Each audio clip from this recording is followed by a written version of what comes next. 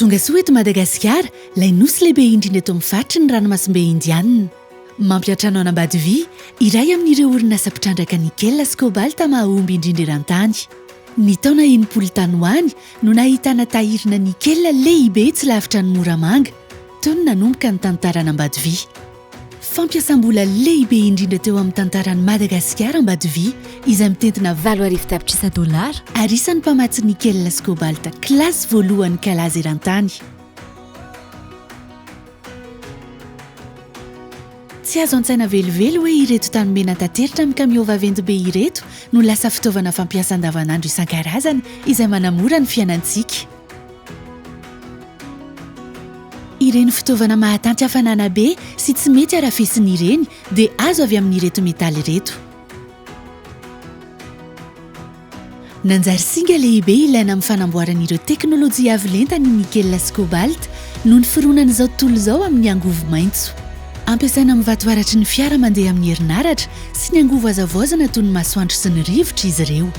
Miamitombo hatrany ny tinadin'ny metaly voadio toy ny nikel klasy voalohany izay manamafy ny tanjaky ny vatoaratra.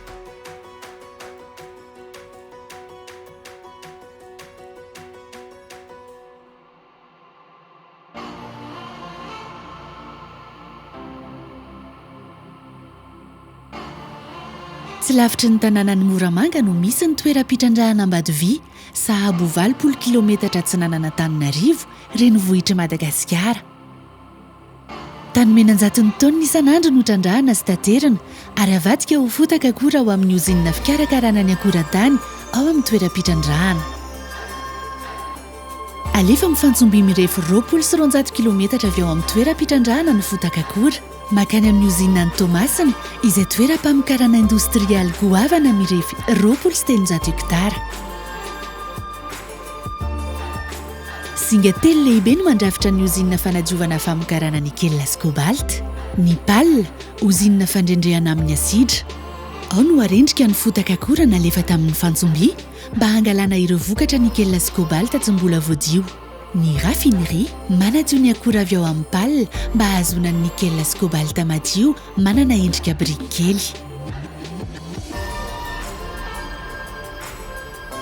Ny Ozinina fanampiny ahitana Ozinina maro ilaina amin'ny dingam-pamokarana, Ozinina mpamokatra hydrogène sy sulfure d'hydrogène,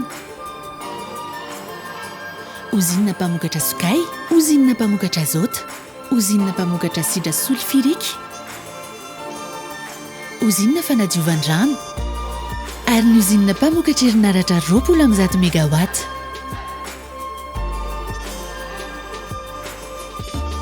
Eto no ataony fanodinana ny akora ho lasa vokatra voadio 7,95 afaka amidy any amin'ny tsena iraisam-pirenena amin'ny endrika biriky kely na nikel sy kobalta klasy voalohany.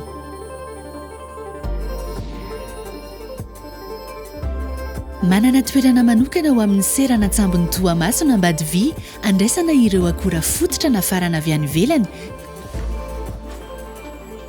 toy ny sokay, saribao, sulfara ary ny amoniaka izay ilaina amin'ny fanodinana ny nikel sy kobalta.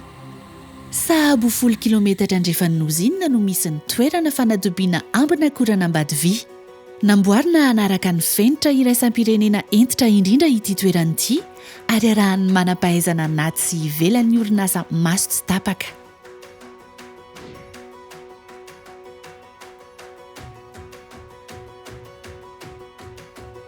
Mitazona ny Fenitra sy etika iraisam-pirenena ambony indrindra ary manaja ireo lalàna manan-kereto Madagasikara hatrany Ambatovy amin'ny asa rehetra ataony isan'andro ary matetika no mihoatra lavitra ny takian'ireo fepetra entitra indrindra ny orinasa amin'izany. Napetraka Ambatovy ho lahara-pahamehana sy fanamby lehibe indrindra ho azy ny fahasalamana sy aro-loza ho an'ny mpiasa, ho an'ny orinasa miasa ao aminy ary ireo vondrom-piarahamonina manodidina azy. Hatrany amboalohany no efa nasehona Ambatovy fa vonona hitondra anjara biriky eo amin'ny fandrosoana lova-hinjafy eto Madagasikara sy ho an'ny mponina ao aminy ny orinasa. Ambatovy dia nisafidiny hanatanteraka manontolo ny asa fanodinana ny akora eto an-toerana fa tsy mba tahaka ireo mpitrandraka hafa izay mandefa ny akora tany ho diovina ny amin'ny firenenkafa toa an'i Eoropa, Azia na Amerika Avaratra mba hiteraka tombotsoa bebe koa amin'ny Madagasikara. isan'ireo tombon-daniny entin'ny fisian'Ambatovy ny famoronan'asa narivony, fampitana teknôlôjia sy ny fampivoarana ny fahaiza-manao ny Malagasy, fampidiram-bola goavana ho an'ny fanjakana, fantsifana entana sy tolotr'asa eto an-toerana, ary fananganana fodir-drafitr'asa manan-danja ho an'ny vondrom-piarahamonina ifotony. Isan'ireo mahazo tombony ihany koa ny orinasa eto an-toerana sy ny tantsaha izay omena laharam-pahamehana amin'ny fividianana entana. Mbola hitondra tombony ara-toekarena lehibe ho an'ny Madagasikara mandritra ny taona maro ho avy arak'izany Ambatovy.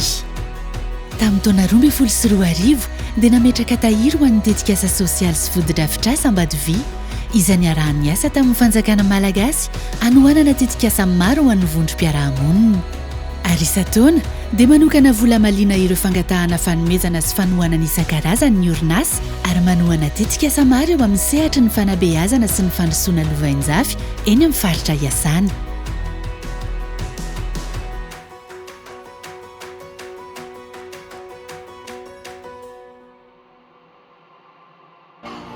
Manan-karena ary fanta-daza maneran-tany amin'ireo zava-boary isan-karazany ao amin'ny Madagasikara, isan'izany ny gidro, ny tanamaro loko, ny orkide ary ny baobaba.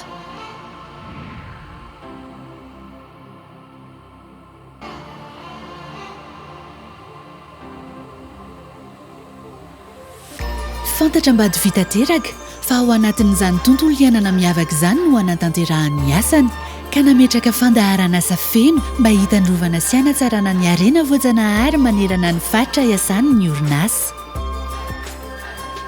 Manoloana ny alehiben'ny asa mpitrandrahana tanterahiny dia namolavola fandaharan'asa fanonerana ny tontolo iainana maro lafy Ambatovy. Manana faritra fanonerana sy fiarovana reny-javaboary lehibe 4 Ambatovy izay mandrakotra velaran-tany 4,3 hektara avy sy vieny amin'ny velaran'ny faritra voakasiky ny asa fitrandrahana taony.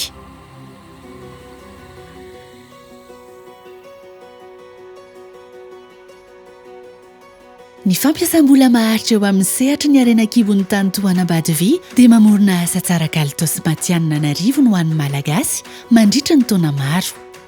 Mitana anjara toerana lehibe amin'ny fampandrosoana ny fanofanana ary amanarivo ny ireo mpiasa Malagasy fanomena sy mbola mahazo fiofanana mikasika ny fanorenana, famokarana, haitao sy sehatra maro. Nametraka toeram-piofanana manokana ny fanana ny mpiasa ao amin'ny Ambatovy. Mirehare tanteraka Ambatovy manana ireo Malagasy miasa ao aminy izay mahatratra 9,000 isan-jato ankehitriny. Izany no hanamafisanay hatramin'ny ezaka taonay hanatanterahana asa-pamokarana tompona andraikitra eo amin'ny lafin'ny fahasalamana sy ny aro-loza, fiarovana ny tontolo iainana ary fampandrosoana ny lafiny sôsialy ka hametraka orinasa manana lenta iraisam-pirenena eto Madagasikara. Mitoa mametraka fandaharan'asa miavaka hatrany Ambatovy hanome tosika ny fandrosoana lovain-jafy eto Madagasikara.